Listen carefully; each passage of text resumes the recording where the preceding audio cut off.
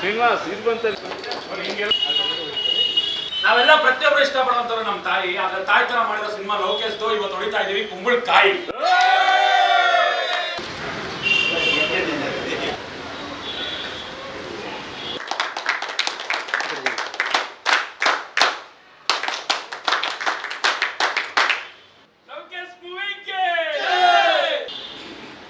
ನಮಸ್ಕಾರ, ನಾನು ಶ್ರೀನಗರ ಕಿಟ್ಟಿ.